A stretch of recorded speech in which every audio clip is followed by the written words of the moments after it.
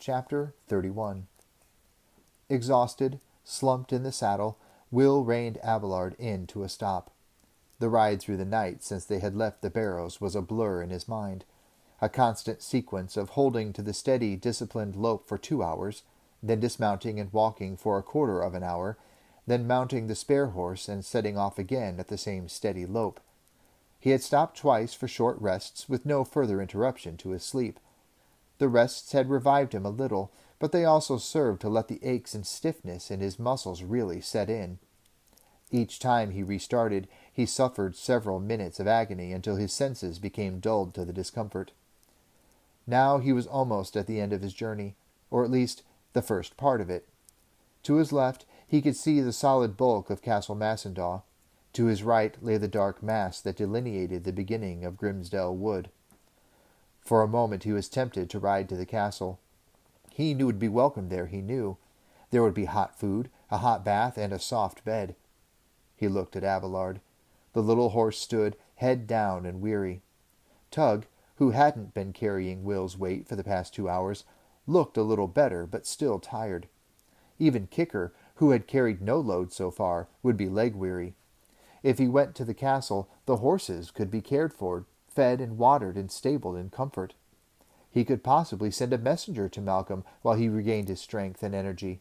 Surely Ormond, the castle lord, must have some way of contacting the eccentric old healer, he thought. Just a few hours. Surely it wouldn't do any harm. The temptation swayed him, literally. He realized he was actually swaying in the saddle as it became harder and harder to hold open his eyes. Any moment he'd crash to the ground and lie there on the grass, and he knew if that happened, he might not have the strength, mental or physical, to rise again. He shook himself, tossing his head violently, blinking his eyes rapidly, to beat back the drowsiness that threatened to engulf him. "No!" he said suddenly, and Abelard's head raised, ears pricked, at the sudden sound of his voice. The horse wasn't as tired as he seemed, Will realized. He was simply conserving his strength against the need for further effort. Will knew in his heart that if he were to go to Massendaw, he would be severely delayed. He would have to explain the situation, answering 100 questions, and then persuade Ormond to send a messenger into the woods. Assuming that such a messenger could find Malcolm's cottage, and there was no certainty of that, he would have to convince Malcolm of the urgency of the situation, and that urgency would be reduced by the mere fact that Will had not come himself. Delay would mount upon delay, and then it would be dark and too late to set out. It would cost him hours, and he knew Halt didn't have that time. Halt could die because his apprentice had decided that a few hours on a feather mattress was more important than his closest friend's life. It would be quicker if he went to Malcolm himself to explain the situation, and if the healer showed any reluctance or hesitation about dropping whatever he may be doing and riding for 2 days to assist someone he'd never met, Will would simply grab him by the scruff of the neck and drag him along. The decision made, he sat a little straighter in the saddle and turned Abelard's head toward Grimsdell Wood.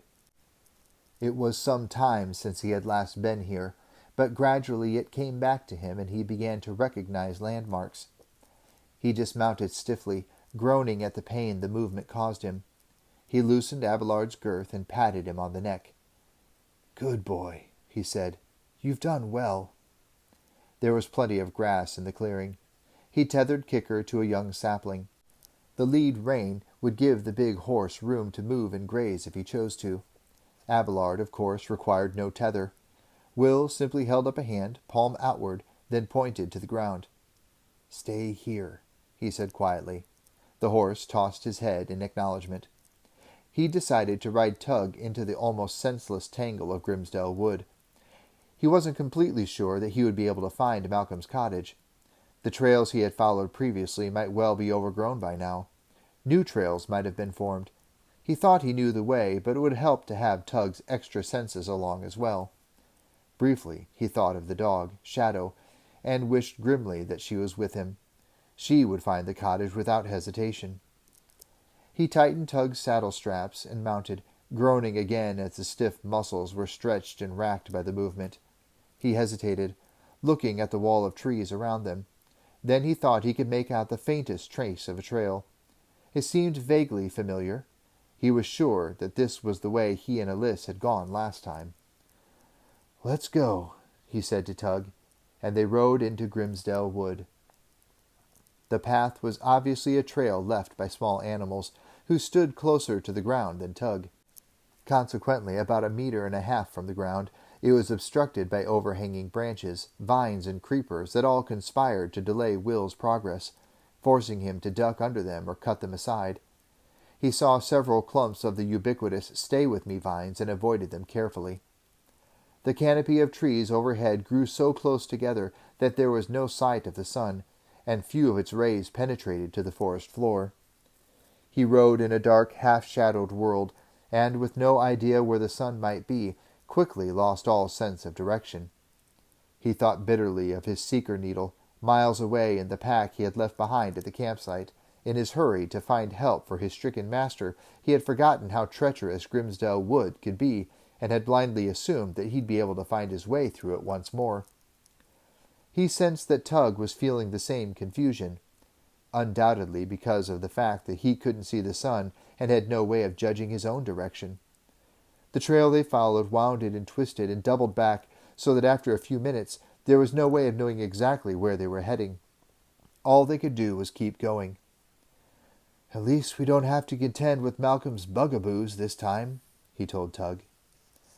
The first time he had entered this wood, Malcolm had lined the way with frightening signs and sounds and flashing lights that appeared then disappeared. There was no evidence of them now. Gently, he reined Tug in as they reached a slightly wider part of the trail. He still sat for a moment, considering their position. After a few seconds, he was forced to accept the truth. They were lost. At least, he was. "Do you have any idea where we are?"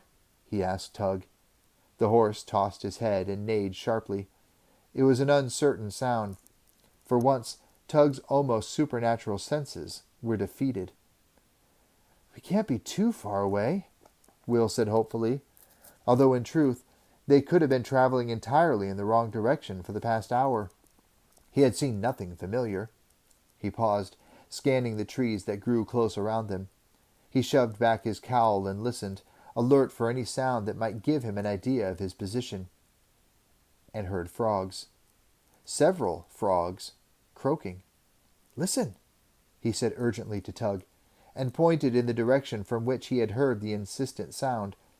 Tug's ears went up, and his head swung to follow the sound. He heard them too. "Find them," Will ordered, and with a definite task in mind, Tug set off into the trees, brushing aside several saplings, forcing his way through some low undergrowth until he emerged on another path. It was just 10 meters from the one they had been following, and appeared to be much more traveled. After a few meters it diverged, angling away to the sound of those frogs. With growing certainty, Tug surged forward, and then, without warning, the trees opened out and they emerged on the edge of a wide, black body of water. "Grimsdell Mere!" Will said triumphantly. From here he knew they were barely 10 minutes away from Healer's clearing. But 10 minutes in which direction? The Black Mere itself was familiar, but the part of the bank where they had emerged wasn't. Once it was lost to sight, they could go blundering about the wood and lose themselves again within a few minutes. Tug turned his head to look at him. "There are the frogs. I did my bit." Will patted his neck gratefully. "Well done. Now it's time for me to do something." An idea came to him, and placing his fingers on either side of his mouth, he let go a shrill, piercing whistle. Tug started at the unexpected sound. "Sorry," Will told him. "Here goes again." Again he whistled, long and loud and shrill. The sound seemed to be swallowed up by the dark mass of the wood around him. He waited, counting the seconds till a minute had passed, then whistled once more. He repeated the action another 4 times, allowing a minute to pass between each whistle, and each time he scanned the trees around them, hoping that his idea would work. He was placing his fingers for a 7th whistle when he heard a rustling sound in the undergrowth close by. Tug rumbled a warning, which quickly turned to a sound of greeting. Then a black and white shape emerged, body low to the ground, heavy white-tipped tail sweeping slowly from side to side in welcome. Will dismounted painfully and moved to greet her, fondling the soft fur of her head, rubbing under her chin in the way dogs love to be patted. She raised her head to his touch, her eyes, one brown, the other a surprising manic blue, half closed in pleasure. "Hello, Shadow," he said. "You have no idea how delighted I am to see you."